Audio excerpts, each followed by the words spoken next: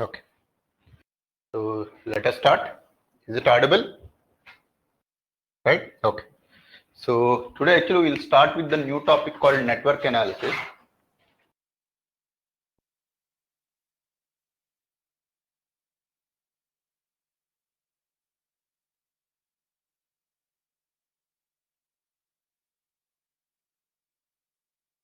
Okay. Right. So today we'll be starting with a new topic called the network analysis or the circuit theory. Both are one and the same. So network analysis or circuit theory.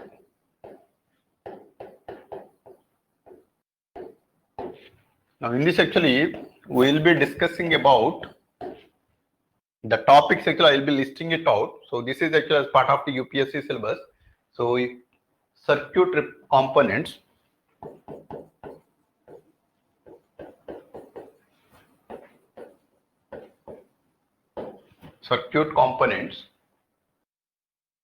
network graphs,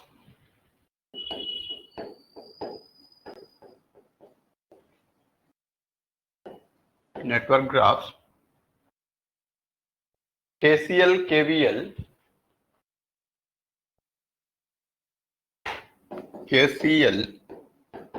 KVL, network analysis methods,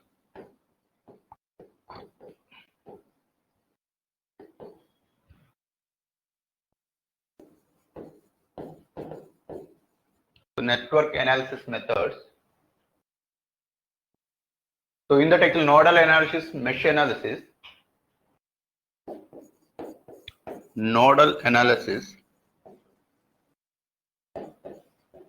mesh analysis,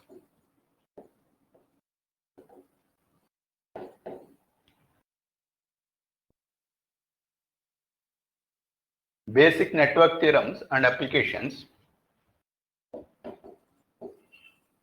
basic network theorems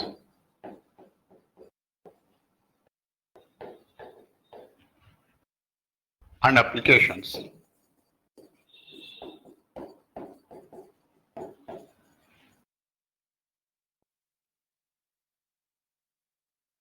transient analysis,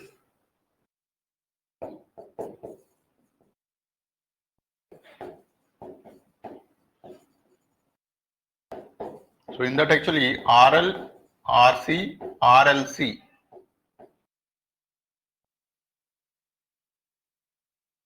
sinusoidal analysis,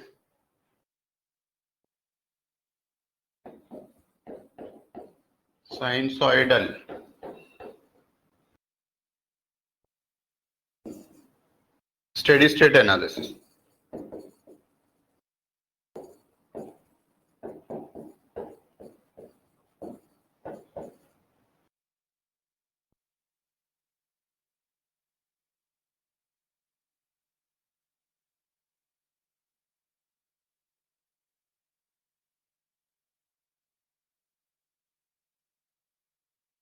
Resonant circuits, coupled circuits,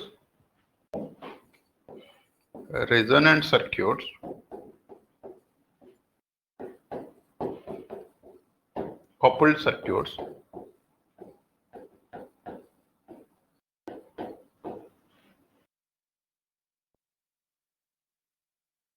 balanced three-phase circuits and two-port networks.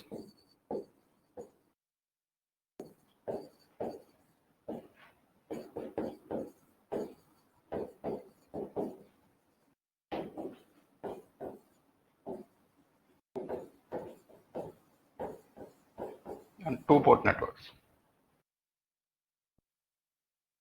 Right? So this is the entire syllabus actually what we are going to study as part of our UPSC. So actually this is applicable only, so even for the UPSC electrical engineering optional or actually even for the UPSC engineering services also actually. So this is the entire syllabus actually grossly what we are going to discuss, and this is sufficient enough.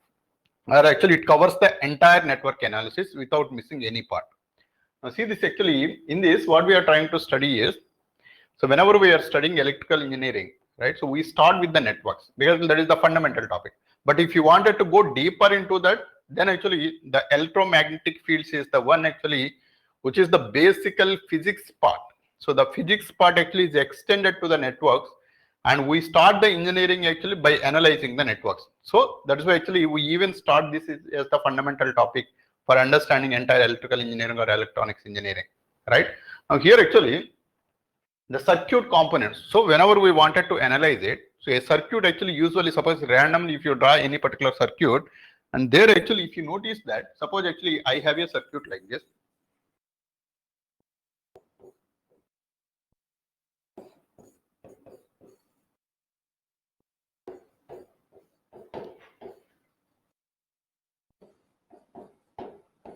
Let us say this is the circuit. Now in this circuit, if you notice, there is one resistance and there is one inductor and there is one capacitor, and this is also the resistor. This is the current source, and this is so AC voltage source. So this is DC voltage source or the battery.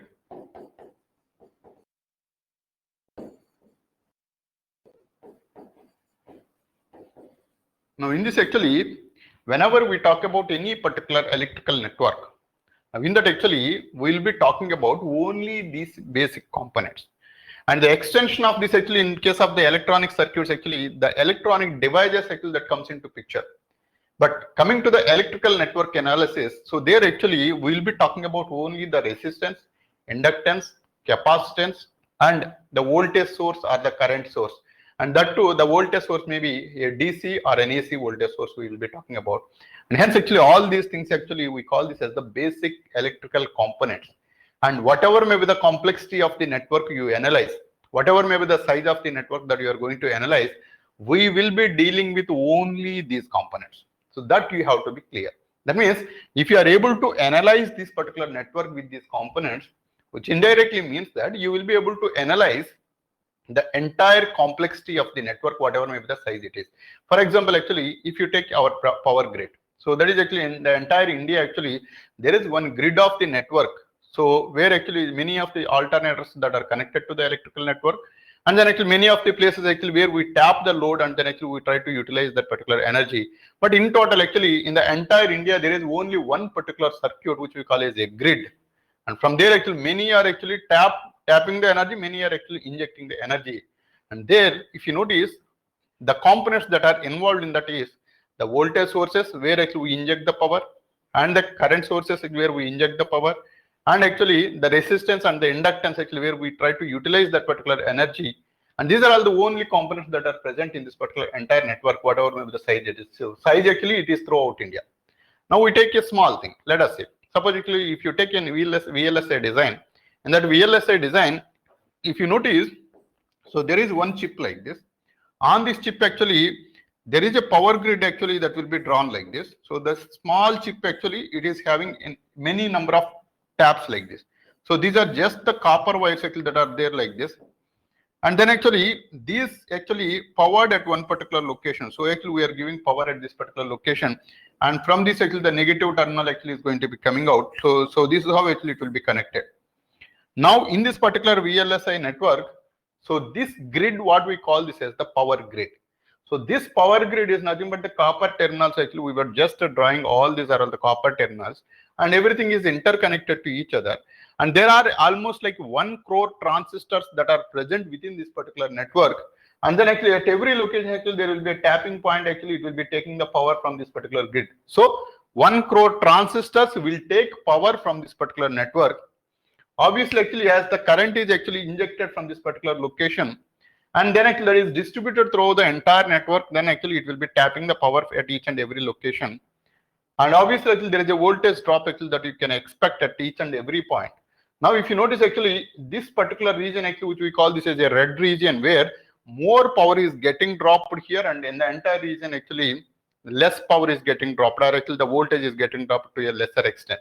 So this is the red region actually where the elements that are present within this particular region actually will get very less amount of the voltage. So hence actually there is a possibility that that can behave in an erroneous way. So the transistor can behave in an erroneous way when the power is injected from here, actually the voltage is getting dropped in between.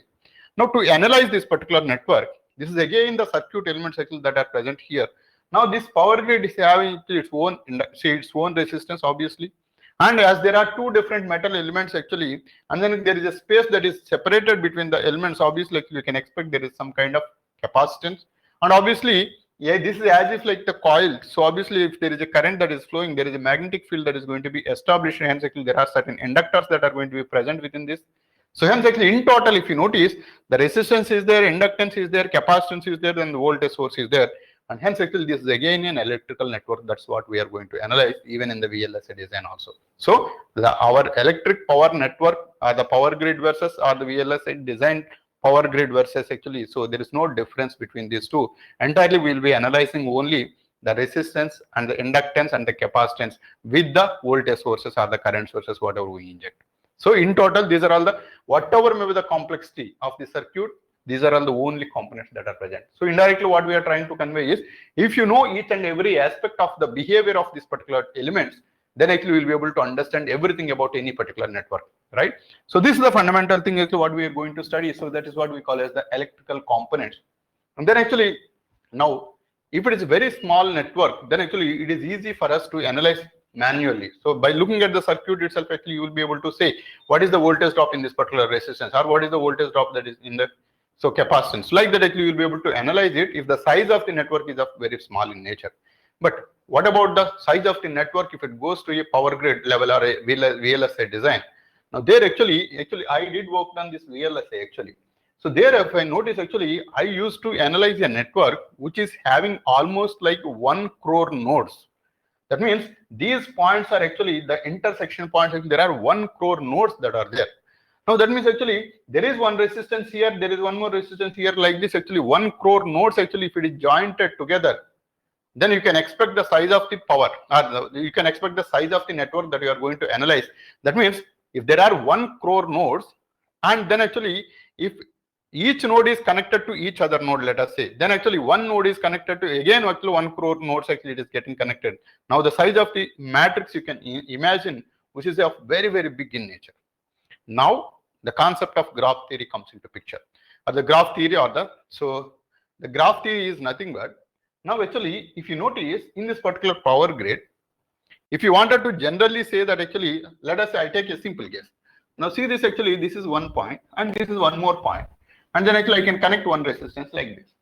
Now let us say I have one more point.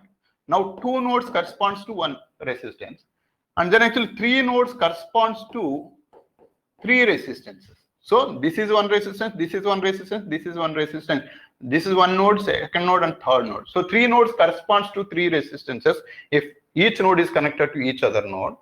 And also it will suppose actually if I have 4 different nodes, then you can notice that 1, 2, 3, 4, 5, 6. Total actually 4 nodes. Out of 4 nodes, actually you can get 6 different resistance. Now suppose actually if I have 5 different nodes, let us say this is one node, this is one node, this is one node, this is one, and this is one, and then these are connected like this, and then actually this is also connected like this is also connected like this, and then this is connected like this, and this is also connected like this, and this is connected to like this. Now if you notice how many are there, so this is actually 1, 2, 3, 4, 5, and then 6, 7, and 8, 9, 10. So out of 5, actually you are going to get 10 different resistances that you can connect. Now in this particular case, if you notice how many resistances that are coming, if there are n different nodes, obviously actually this is a kind of probability. Like actually the permutation and combinations, if you try to analyze it, if there are n different nodes, at any instant actually resistance can be connected between only 2 different nodes. The number of possible ways of selecting any 2 nodes out of the n nodes is always equal to NC2, right? So this is actually, so n into n minus 1 divided by 2. So this is actually the total number of combinations that you can think of in this particular case. Now in this case, if you notice, even though we have 1 crore nodes out of it, in that actually at any instant, if I take one particular resistance, it is connected between 2 different nodes. And if I take the middle node, actually total 4 different resistances that are connected, but there are 1 crore nodes, actually we wanted to analyze it. Now it is meaningless to consider all the combinations like this. when the connection is only for the 4 different nodes. That means actually each node is connected to 4 other nodes, but we are assuming that each node is connected to 1 crore nodes, which is a wrong way. So if you try to analyze the matrix size, so that is actually 1 crore by 1 crore matrix size, actually you are going to get it. So that will be almost like actually it takes a huge computer memory size and huge the CPU usage when you wanted to analyze the network. Analyzing the network meaning you wanted to identify the voltage across each of the resistance and the current that is flowing through each of every resistance. So that is what is meant by the analysis of the network. So network analysis is nothing but in each of the elements, whatever we have discussed earlier, in that actually you wanted to identify what is the voltage drop and what is the current flow. So that's what you wanted to find it out. For that, actually, you will be using the matrix analysis technique. So that matrix analysis technique, if you wanted to use it, then the standard way of automation actually demands that you might think that actually 1 crore by 1 crore so 1 crore by 1 crore matrix size actually you wanted to be analyzing. But with the help of the graph theory, with the conditions that we have analyzed in this particular case, assuming that one node is connected to 4 other nodes, by visually looking at, you will be able to make out. And that kind of simplifications can be done with the help of the graph theory. So that way, actually, the size of the matrix and the CPU usage and the memory usage of the computer, you can be reducing to a greater extent with the help of the graph theory. Hence, actually, the techniques that are going to be used in reducing the network, so is going to be discussed as part of the graph theory. So that is the second part of the analysis of network graphs, right? And then actually the KCL and KVL are the fundamental theorems, so which are actually comes from the basic assumptions, that is the law of conservation of energy and the law of conservation of charges. These are the two important principles actually which gives this KCL and KVL, which is nothing but Kirchhoff's current law and Kirchhoff's voltage law, which will be the fundamental rules which we are going to use to analyze any particular network. Meaning, again, to calculate the current flowing in any particular element and to calculate the voltage drop across that particular element. So these are all the fundamental things that we are going to use. And this actually will be discussing to a greater extent. And then actually the network analysis in that specifically, so nodal analysis and the mesh analysis. So nodal analysis is nothing but actually a kind of analysis which is used for the KCL, Kirchhoff's current law. And then actually the mesh analysis is nothing but again actually that is in two different ways actually we will be analyzing the mesh analysis. So maybe the loop way and the branch way. So there are two different ways actually we will be analyzing for the KVL. And this is, we'll be writing the voltage equations and then actually we'll be solving those voltage equations to identify the voltage across any particular resistance, right? So that actually we'll be using the techniques or the mathematical techniques with the help of the matrix theory, how we can make use to identify the values of the current and the voltages across any particular element. So that we are going to discuss as part of this mesh analysis. And then actually the basic network theorems. So the basic network theorems are some of the physics theorems that we are going to be using to simplify the networks to a complex level to a smaller extent.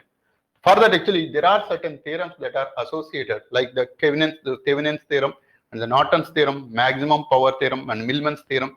So, or the Telegen's theorem, like that, actually, there are certain theorems actually which will simplify our analysis. That is, the complex network is modeled into a smaller network with the help of the network theorem. So that actually we are going to be using. These are the basic physics theorems that we are going to discuss as part of this, right? And then actually on its applications to simplify the network. And the next one is the transient analysis. So in the transient analysis, actually we'll be using the RL, RC, and RLC. So, and this actually I have already clearly discussed as part of the foundation. So whatever I have discussed as part of the foundation actually is more than sufficient enough to analyze this transient analysis with RL, RC, and RLC, and the sinusoidal analysis also actually I have done as part of these ordinary differential equations. There actually I have clearly discussed and what is steady state and what is the steady state and the transient analysis also we have discussed it. Again, actually we will be solving more number of examples and actually more number of problems, and we will be reanalyzing whatever we have learned as part of mathematics in terms of the electrical networks. Actually we will be analyzing it and then actually we are applying the knowledge to solve the networks in this particular case. And then actually the resonant circuits. So resonant circuits actually I have, so that is actually, suppose actually if you take one particular scenario, like suppose if the frequency between two different aspects, the frequency actually, the resonance concept comes actually only in two different, when there are two different frequencies. That is, suppose actually, as I said earlier, if you take any particular set of elements which forms the system, that is actually RLC circuit, if you take it, the system dynamics depends on the frequency of each and every element. That means the system dynamics, if I say that, suppose actually I have a network like this. So this is actually one resistance, one inductance, and one capacitance is there. Now for this actually we have applied a voltage source. Now if you apply the voltage source here, so let us say V is equal to Vm sin omega t.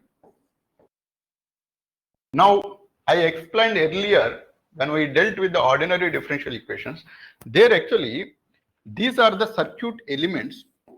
So these elements actually, after designing the circuits, actually this is a fixed set of elements.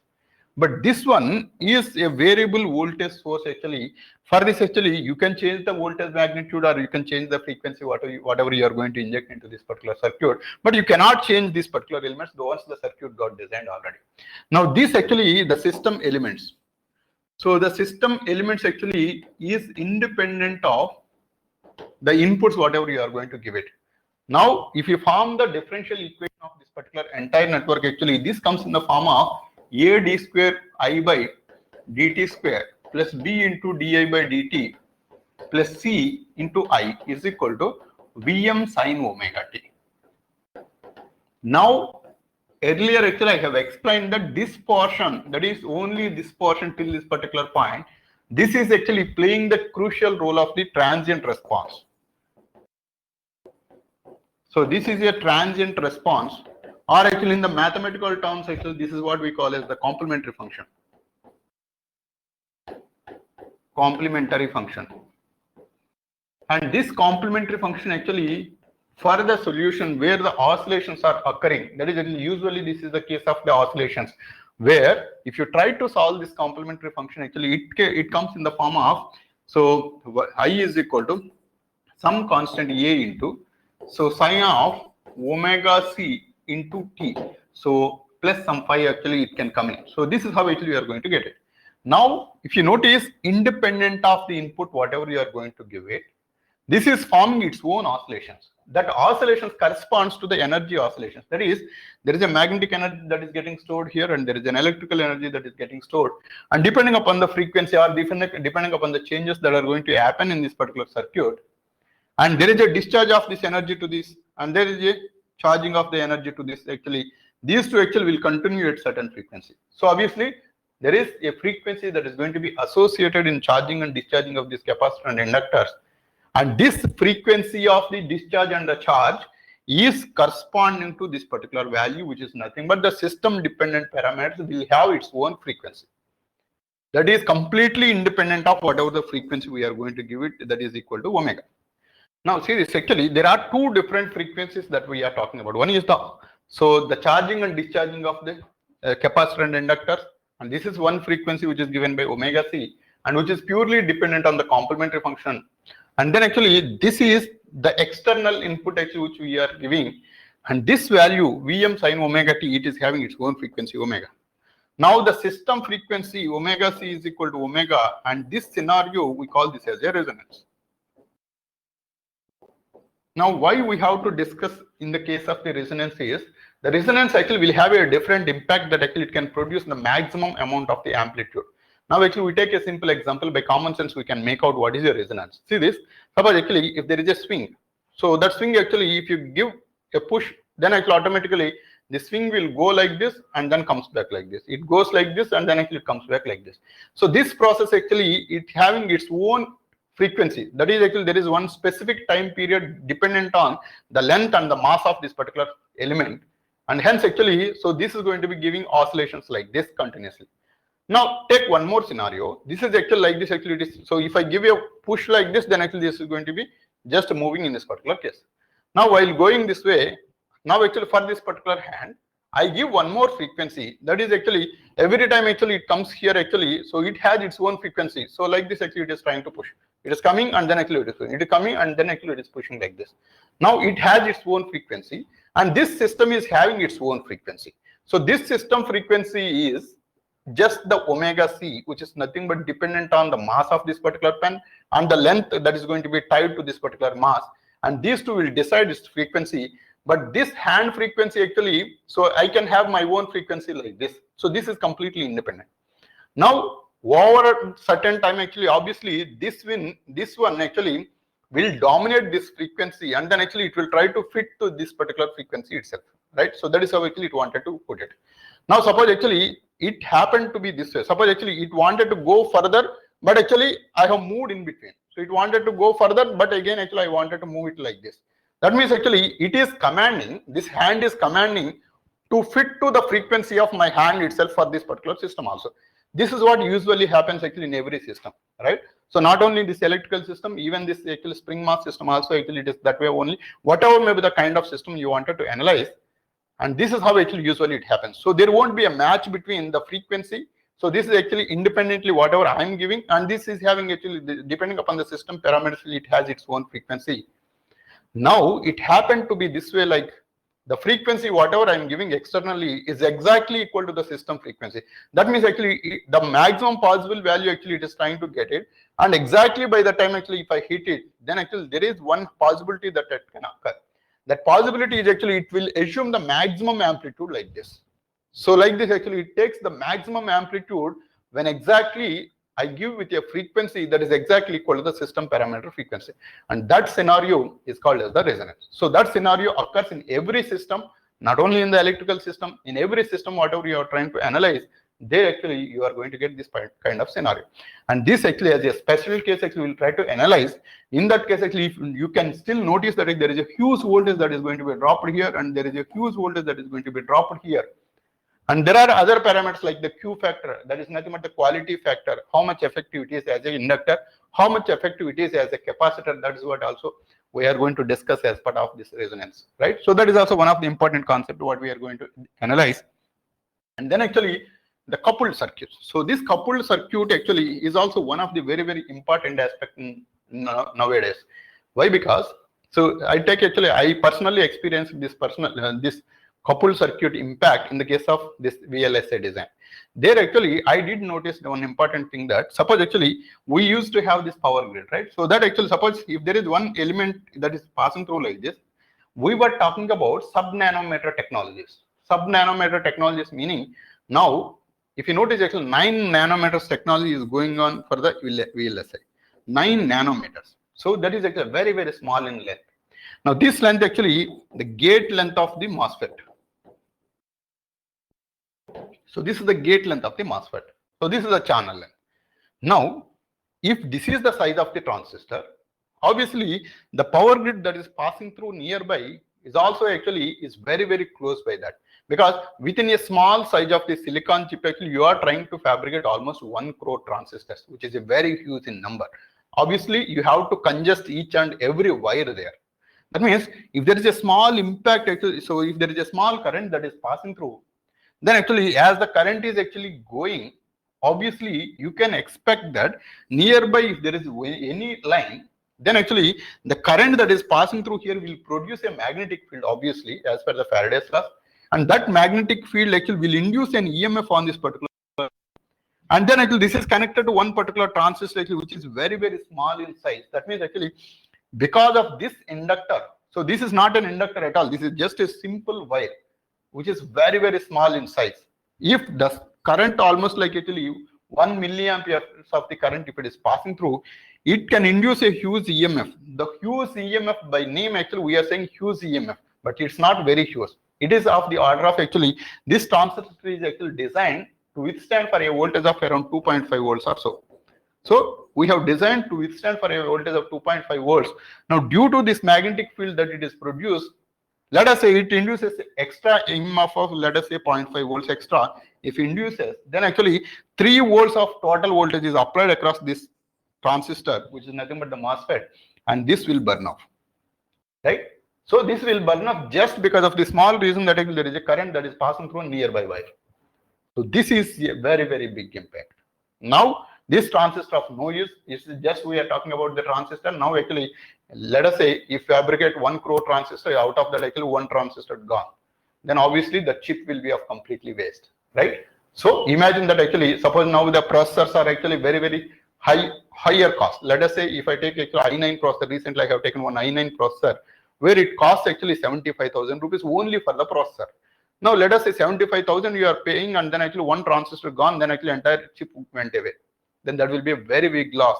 So obviously for the company and for the person actually who purchased it, right? So to analyze all such kind of things, actually you need to have the perfect tool. And that is in the case of the coupled circuits. That means coupled meaning these are actually magnetically coupled. So magnetically coupled meaning, so here actually when there are two different inductors, there is one inductor like this, and then actually there is one more inductor like this. Now if there is a current that is passing through like this, if it is a DC current, actually it may not be having higher impact. But if it is an AC current, there is a continuous impact on this particular line. So obviously if there is a current that is passing through like this, and then actually this current, whatever is passing, will produce a magnetic field. And that magnetic field, whatever it produces, and that will be intersecting with the lines of this particular coil. Obviously, the intersection of this magnetic flux to this particular line, which is completely electrically isolated, but still it will have its own impact because the magnetic flux is actually intersecting with this. There is an EMF that is going to be induced across this particular line.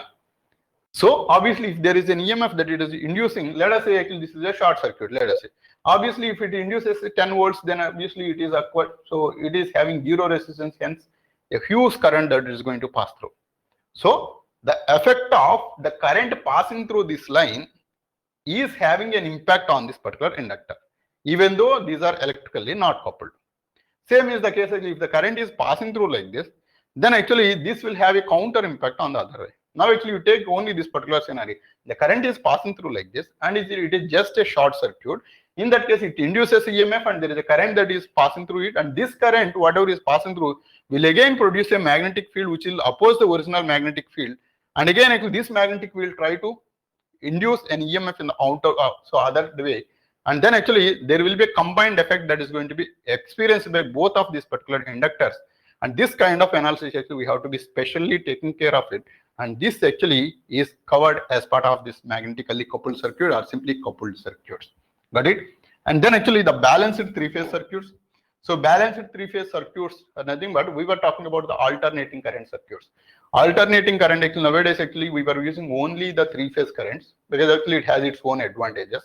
And especially the three-phase actually is coming into picture mainly because of the electrical equipments that will be of lesser cost to design, and also actually it will be easy to produce the electrical energy. And because of that reason, actually three-phase has got utmost advantages. And those advantages to make use, we need to be understand what is a three-phase, and with the help of the three-phase, actually how we are designing the networks. So that actually we have to be discussing as part of these three-phase circuits. And there actually there are three different phases.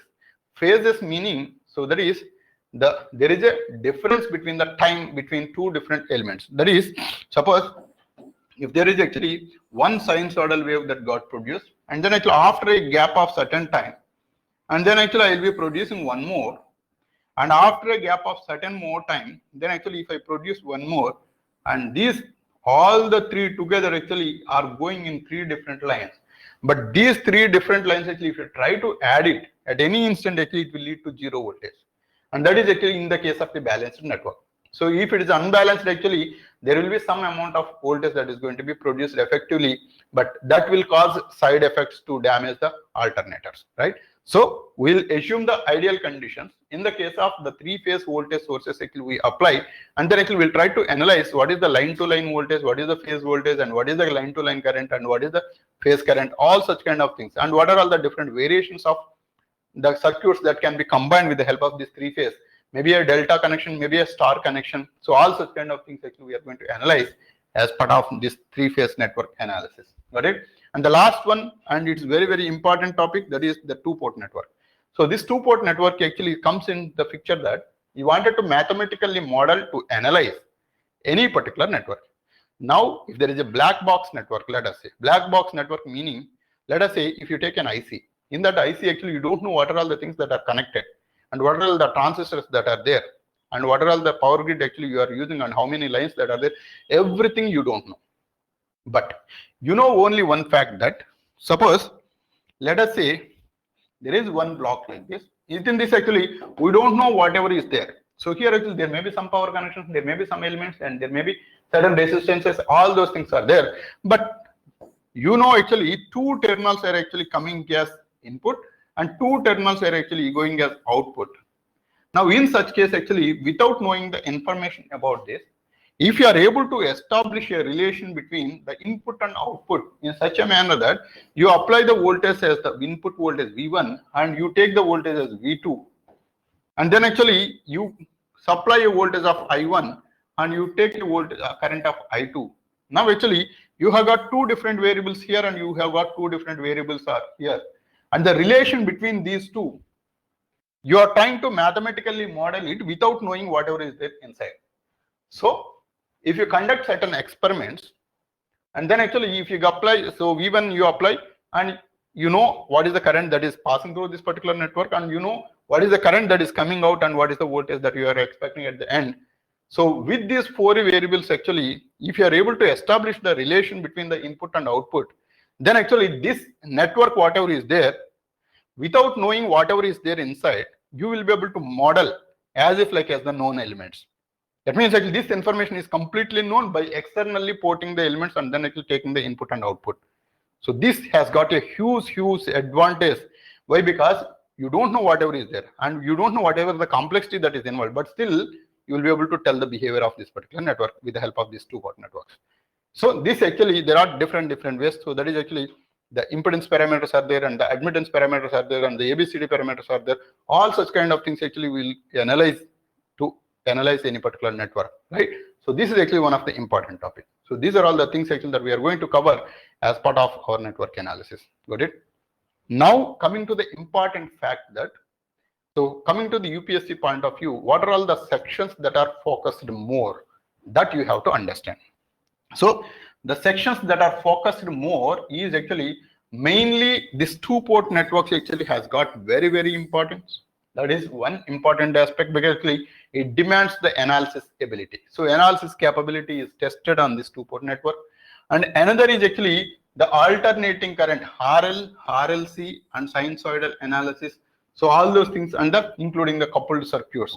So this is actually another section where the UPSC is focusing. So this is another, and then actually these things. So circuit components, network graphs, KCL, KVL, network analysis. So nodal analysis and the mesh analysis and the basic network theorems. These are the things actually that are actually, it's not asked more. That is actually the knowledge of all these things. So till this particular point, whatever the syllabus that was listed is just the basic knowledge that is required to understand the rest of the part.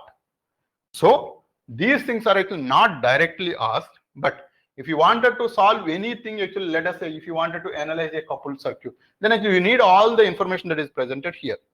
Now actually there is no point in asking the questions at this particular point. Rather than that, actually that was focused more at this particular stage, and which will demand the knowledge of the previous sections as well.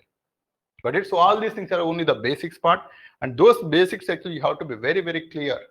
And network analysis is the one, or the circuit analysis is the one where you cannot afford to leave any of the question, because you will be able to surely solve any of the problems that are going to be given as part of this network analysis. So this is the basic topic, and almost actually everybody is aware of it, and almost everybody feels that it is an interesting subject. So that's why actually don't afford to leave any of the questions. Got it?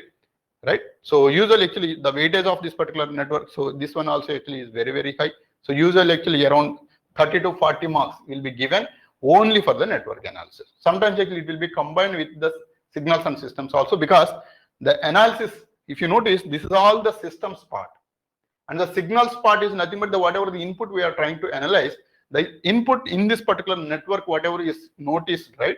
So either the DC source or the AC source, maybe a current source or maybe a voltage source that will be given. But if the signals and systems are involved, then actually we will try to analyze all other signals like unit step response and the ramp response and parabolic response and the impulse response, all such kind of things that we are going to be analyzing for the same network. Hence we call that as a combined subject called the signals and systems and the network analysis, right? So that also actually will be covered once this particular topic is one, right? Any questions on this? You can ask me now. Any questions? Okay, great, right? And then actually coming to the basic discussion, then actually first we need to understand some of the physics concepts to understand what we are trying to study. So one is actually, that first and foremost is actually the voltage. So first we need to understand what is a voltage and what is a current. These are the fundamental terms what we are going to use in the entire subject, right? Not only in the entire subject, in the entire engineering actually we are using only these two terms. What is voltage and what is a current? Now to understand voltage, first of all actually we need to understand why this voltage is coming into picture. What is a voltage at all? Now if you analyze it, I'll give you one basic important concept from the mathematics. That is, suppose if del cross E is equal to 0. I have not covered vector analysis, but actually I assume that you know at least this basic level. If del cross E is equal to 0, then E can be expressed as minus del V. So this is actually one of the fundamental important aspect where our electrical engineering starts.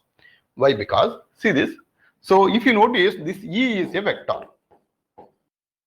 What is this vector? This vector is nothing but the electric field intensity. Electric field intensity, which is a 3D vector. Now 3D vector. Now to analyze a 3D vector, it needs three different operations to be performed. That is, supposedly if I have this, let us say E is equal to 3i plus 4j plus 5k. Now this is a vector. Now let us say E1 and then actually E2 if we add it. So let us say 4i plus 5j plus 6k. Let us say these are two different vectors, E1 and E2. If you want to find out the sum of this, then this is going to be E1 plus E2. Then actually you are adding two different vectors. For that you need to add these two, you need to add these two, and you need to add these two. Now if you want to multiply with a dot product or a cross product, that you need to physically interpret what is meant by dot product and cross product. And at the same time, actually, you need to be doing all these operations again 3 times. And this is the complexity that is involved when we deal with multiple quantities, or actually n number of quantities when you are dealing with. That time actually you feel much more difficulty to analyze. Now to simplify that aspect of the mathematical simplification, so we came up with a new version called, there is something called the potential is coming into picture. Now what is that potential is, if del cross E is equal to 0, where E is a vector, then mathematically E can always be expressed as minus of del V, where this V is called as a potential. This is just V is called a potential. And this mathematical theory is called as the potential theory. So this is called as the potential theory, right? So now actually, if you know that, suppose actually the potential is of 10 volts and this is V1 and the potential is of 20 volts, then actually if you wanted to add these two, V1 plus V2, you can straight away add actually this is going to be 30 volts. Now you see the complexity is reduced to 1 by 3. You can just simply add two different numbers so that you can get the final result. So that means this E, which is nothing but a force. So physically, if you try to analyze it, the physics part of it is the force. Force is nothing but, suppose when you try to push, then actually if there is a linear moment, then that's what we call as the force. Now if there is a force, that means the electric field intensity is also a force. So that means the force exerted on a unit charge is defined as the electric field intensity. Now that electric field intensity in physics terms, it is simply a force, and that force, which is a vector, can be converted in terms of the potential which is a scalar. Now the force and work are related. Now potential is defined as, so this is potential is defined as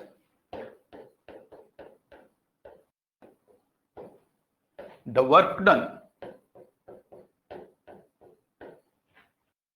by a unit charge, right? So the work done by a unit charge. So V is equal to W by Q. So this is the basic terminology, right? So this potential is coming from mathematics, from the vector calculus, specifically to simplify a vector to a scalar. That is the only reason. So this potential is actually not only for our electrical engineering, actually it is also there in the civil engineering as well. So it is also there in the mechanical engineering as well, where actually we talk about the fluid potential there. And in the mathematics also there is something called the complex potential we talk about. But in all the sense actually in physics actually and astronomy also actually this potential concept is there, where we call that as the potential energy. Suppose actually if I lift this pen to this extent, then actually we associate that actually this is going to be having a potential energy of certain magnitude. Now this potential energy and the electrical potential and the fluid potential, when we talk about the civil engineering, is everything is same. Everything is coming from the single fact that everywhere there is some kind of force, and everywhere actually there will be certain kind of work which will be done with the help of that particular force, and that work amount we treat that as the potential, which is a scalar quantity. And we understood that actually work is always a scalar. So work is a scalar, right? So because of this nature of the scalar, as to deal with the scalars is always easier, it is always advantageous to convert a vector to a scalar. That is where this potential term and the potential concept is coming into picture. Other than that, if that advantage is not there, and there is nothing like potential we can talk about in the case of electrical engineering. So just because of that advantage only, we brought this variable, which is called as a potential or the voltage, actually we brought into electrical engineering. Now see this. So this is the work. Now how it is related. Now, what is a potential in electrical terms? Actually, now we talk about. So, physics terms, actually, we understood that. So, whenever there is a work, so work is always treated as, suppose if there is a block of mass like this, on this, actually, if you try to apply a force F, then this is going to move in this direction. And then the effective force component essential in moving this block is, that is going to be of F cos theta, if this angle is theta. And F cos theta, if it is moved by a displacement of D, then F cos theta and F cos theta direction and D direction is one and the same. Hence, actually, there is no need to specify the direction at all, because these two always exactly on the same line. Hence, actually, F into D into cos theta, this is just, we call this as the work. So that means if there is a force, and that force actually if you apply on any particular block, then actually it is going to move from one location to another location. The amount of the displacement that is caused by this particular force and the force that is essential in moving that block, both if you multiply it, that is going to give the work. So that actually by common sense we can make out, that will be the actual work, right? Now the same concept, if we try to analyze in our electrical terminology, then actually the potential actually we are going to calculate. Let us see how it is going. Suppose actually if I have a charge of magnitude Q here, and this is a charge of magnitude Q, then obviously due to this charge, if you bring any other charge nearby this, obviously it will try to exert a force on this. Let us say this is of 1 coulomb charge. So there is a charge of magnitude Q, and there is 1 coulomb charge which I brought to the nearby location. And as per Coulomb's law, there will be a force on this particular 1 coulomb charge. So that force is going to be given by F is equal to Q1, Q2, where Q1 is Q, and this is 1, just Q by 4 pi epsilon R square. And this is what is the force exerted on 1 coulomb charge. And in electrical terminology, this is what actually we treat this as the electrical field intensity E. So Q by 4 pi epsilon R square is the electric field intensity E. And this E, now if I leave this 1 coulomb charge with my hand, then automatically actually it will exert the force and it will try to move, right? So if I bring till this particular point, then actually I'll be doing the work on that 1 coulomb charge to bring to this particular location. Now there is a concept called work energy theorem in physics again. That work energy theorem, what it says is, now suppose actually if I bring this pen to this particular height, then actually I have to spend my energy, and then actually I have to do the work on this particular pen to lift from the bottom to this particular top. Now in this process actually I'll be doing work. That means actually I got exhausted my energy, and then actually I am spending on this particular pen to move from bottom location to top location. And this pen actually has got another ability. That is, the ability what it has got is, it can move back again. So this ability it has got just because actually I moved to this particular location. Now, whatever the amount of energy I spent on this pen is exactly equal to the ability that it has got to move back to the same location. So whatever the work I do, it will be exactly equal to the energy that it is going to acquire. Now this is what is called as the work energy theorem. So work and energy are actually interchangeable terms everywhere. Whatever the work you do, the same energy is going to be stored in this particular manner. So work and energy are one and the same. That's exactly the reason whenever we talk about, suppose actually if you wanted to calculate the energy stored in an inductor, we don't do actual calculation of the energy stored capacity. We actually do the amount of work you are doing on that to acquire that particular energy. So the work you calculate and you still say that is going to be the energy that is going to be stored. But actually what we calculate is the work. So because work and energy are one and the same. Now what is work and what is energy? Work is nothing but you are doing the work in this particular case. Now actually suppose, see this, now suppose taking food is work, because actually I am doing certain activity there. Now once I took the food, then actually I have got the energy. Now actually I am not doing the work, but I have got the energy to do certain work. Now the work is nothing but actually performing the task, and energy is having the ability but not yet perform. So that is energy. Now work energy are one and the same. That means actually whatever the task you do, that will be stored in the form of energy. Now in this particular case, if I take 1 coulomb charge and then actually where I started from a location where this charge is not having the ability to move. That means actually, let us say, suppose actually this is Q charge, and 1 coulomb charge, if I put it here, then actually there is a force that is exerted on this. Suppose actually I have the charge at this particular location where this has got no ability to move at this particular location. That means actually this charge influence is there only till this particular extent, and actually no influence is there actually afterwards.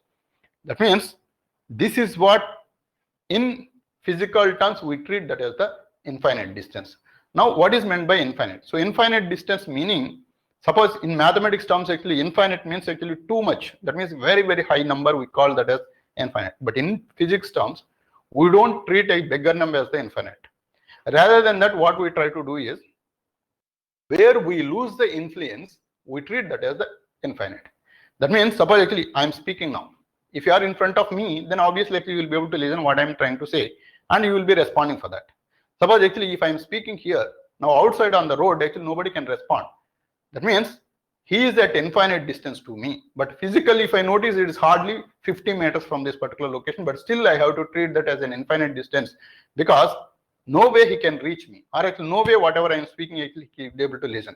Now exactly in the similar manner, if there is a charge here, obviously this charge is having no influence at this particular location, and this is at infinite distance to this particular charge. Now slowly actually you brought this charge from here to here, and then you try to bring to this particular location. Now let us say at this particular location this charge started influencing. So that means from infinite till this particular point, actually as there is no influence, actually just because of the gravity only you are moving it here. But here onwards actually there is one charge which is trying to oppose in the opposite direction always, but against to that you have to apply more force on this, and then I will try to bring to this particular location. So you are bringing this point to this particular location. While bringing this, I am doing the work against the force that is going to be given by this particular charge. Now the energy is stored only when there is an opposing force. Now see this, actually when I lift this particular pen, we say that there is an energy that is going to be stored in this particular pen. Now if the energy is stored, meaning there is a counter force, there is always. That means there is something called a restoring force that is acting on this. Now in this particular case, if you notice, while bringing from bottom to top, the weight of this particular block is always dragging in the downward direction. If it is always dragging in the downward direction, if I have to lift this pen, then actually I need to do the work against a force which is always dragging me. So always it is dragging towards the ground. Now if I leave this pen, actually this dragging force obviously it will show its impact, and actually it will try to bring down, right? So that means if there is a restoring force, against that I have to do the work, and there will be always energy that is going to be stored in the block whenever you are doing a work against a restoring force. Now here actually the restoring force is always trying to move away from this particular location. Hence actually you need to do the work in moving against to that particular force.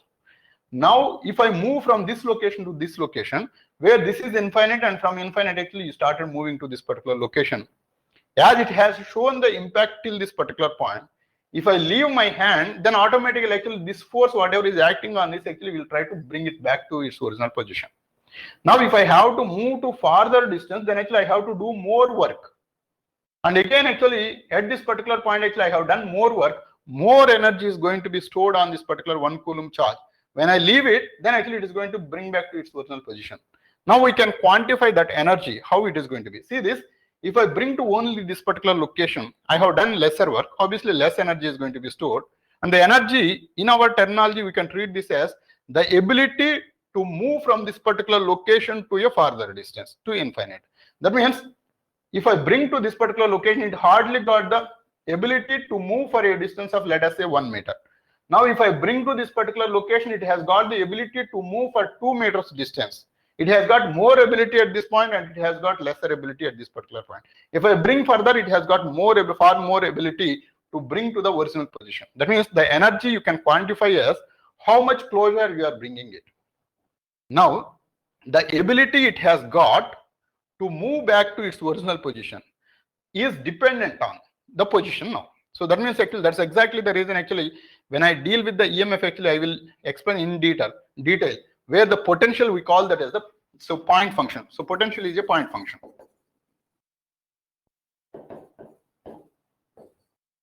Is a point function. Now, what is the meaning of the point function is how much ability it has got is dependent on the XYZ coordinates of this particular point. So that means if you take this as the origin 0, 0, 0, 0, then actually at this particular point it has got certain ability, and at this point actually it has got another ability. So the location does matters where we are bringing that particular charge. So that's exactly the nature of any point function, where the point location is associated with the energy there. So here in this particular case, potential is an energy. How it is going to be? The potential is nothing but bringing 1 coulomb charge to this particular location. How much energy you are spending, or actually how much energy it has acquired, or the amount of work you have done in moving this 1 coulomb charge from this location to this location, that is from infinite to this particular location, is the amount of work you are doing, and that's exactly stored in the form of energy. And that amount of work, or that is the energy that is going to be stored, is treated as the voltage at that particular point, or the potential, or the ability to move from that particular location has got. So that ability is nothing but the potential. So potential is again a form of energy or a form of work. So the work actually you are doing in bringing from infinite to this particular location for 1 coulomb charge is called as the potential at that particular point. So this potential is nothing but the work done on 1 coulomb charge. So in physics terminology, it is potential is again the work. So electric field intensity is the force, and the work is the potential, right? So potential on 1 coulomb charge. So that's exactly the reason why we define this as the work done on a unit charge. So that's why actually if you bring a charge of Q, then actually W by Q is actually 1 coulomb charge you can treat, and this is nothing but the potential. So potential is nothing but ability. So ability to move from that location, that is what is defined as the potential. Got it? So this potential is now actually the ability to move. Now what we are moving it here? Now here actually we are moving 1 coulomb charge. Now why we are talking about the work here? It is here actually the force that is getting generated due to electrical charges.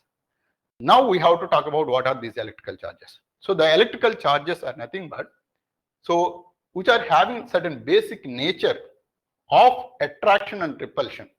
Now the electric charges are conservative in nature. Conservative meaning, so conservative term comes from the fact that actually nothing can be destroyed, nothing can be created except for God. So this is the basic nature. So that means suppose actually we talk about this case. So we say that energy can never be created nor destroyed, but from where it is coming? So somewhere it has to start, right? So it has to start somewhere, then only actually we can make use. That is, energy can never be created, but we are using the energy. We are talking about the electrical energy, we are talking about the chemical energy, we are talking about the mechanical energy, we are talking about the potential energy or the kinetic energy, different forms of energies we are talking about. But ideally we are saying that energy can never be created. But where is it coming? So the energy comes from the nature, or actually the God is the only one who creates the energy. That's exactly the reason actually all these wars between the countries happens just because of the energy reason. Because actually energy can never be created. Then if you want the energy, you have to bring from somewhere. So if it is not available in your country, then actually you have to bring from some other country. That's exactly the root cause of many of the wars. So especially actually Iran-Iraq wars, all those things are just because of the petroleum resources that are there, which are one form of energy. Because of that only actually this war is coming, right? Now, exactly in the similar manner, the law of conservation of charge. Law of conservation of charge meaning charge can never be created nor destroyed. But we can move the charges from one location to another location if it is already there. But where are these charges that are there? In every material, the charges are already present. So if it is a conducting material, there are free charge carriers that are available. Hence, actually, it can move from one location to another location. Now, if you talk about a conductor, now in the conductor, if there are any free electrons, what are free electrons? So again, actually, everywhere there has to be a balance between the positive and negative. Now, an atom, if it is there, and in that actually 8 valency electrons that are present, then actually it is going to be a stable. Suppose if one valency electron is left over, then actually this electron is free to move. Meaning, if you give a very less amount of energy to that particular atom, the electron will come out easily. Now, when we talk about this particular charge, there is a charge of magnitude q, and then actually, if you keep 1 coulomb charge, then actually there is a force that is exerted on this. Now, you are talking about a simple conductor like this, where there are free charged carriers that are there. Free charged carriers meaning these are still associated with certain energy. That energy is coming from the fact that in the nucleus actually there are positive charges in the form of the protons, and then there are the electrons that are surrounding this particular atom, and then actually there is an attractive force that is going to be associated to this, and this is always trying to attract it, but actually to stabilize itself, it will try to rotate here and there, right? So it will have its own orbit and it will try to rotate. Now, if you give an external energy, then actually it will bring out. So temporarily, actually it will bring out, and then actually as there is a charge balance is not there here, it will try to bring one more electron if it is available nearby. And then actually, so this electron is coming here and this electron is going this way. And again, actually one more electron comes here and one more electron goes this way. So this process actually will continue. Now, if the electron has to come, 2 things has to happen. One is this electron has to come here and this electron has to go there. That means that happens if at all there is a potential that you are going to apply. Potential means the ability to do work. Now, here actually if you apply a voltage source here, now this voltage source is nothing but, again, this voltage source is the charges are separated and kept it as it is. So if the charges are separated and kept it as it is, there will always be an attractive force between them. So that is the nature of the, so that is the nature, right? That is how it is.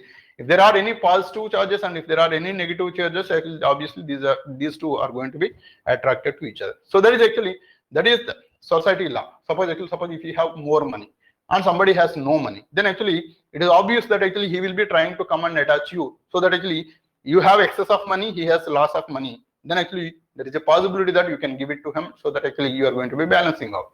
And that is how the nature is. Now even here also, positive charges and negative charges, if at all you are separating it, and obviously these two always wanted to combine. That is the force. You are generating the force there. And the force is acting on the electric charges only. That is why this is an electrical energy. So this potential is nothing but the electrical energy, where the electrons are separated here and the positive ions are separated here. These electrons always wanted to come and join this particular plate, if at all there is a path that is available. Now that path, it is just the ability. So ability, as I said earlier, so having the ability is nothing but you are not doing the work, but still actually you have the ability to do the work. You are actually not doing the work. Now battery itself is nothing but having the ability to do the work. But if there is a chance, obviously you will be doing that work. The chance you are giving by connecting a wire like this. Now, if you connect a wire like this, within this particular atoms, there is an electron that is there, and that electron, obviously, this will try to come here and then repel the electron at this particular point. That is, the electron is coming here and then it will try to repel the electron here, and it wanted to attach to this particular proton. Hence, actually, this will move out. So, the electron that is present here, this is always actually bringing the charges to this particular location, so that the ions will get the balanced electron, and then actually this ion will come and join this particular positive ion.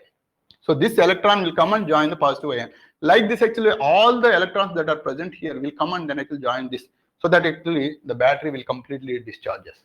Until then, actually this process will continue. Now in this, actually this conductor is just acting as a medium to transfer the electrons from this location to this location, but on its own, actually it will not have any energy. So this process of moving the charged carriers to this particular location, and this is called as the current. So moving the charges is called as the current.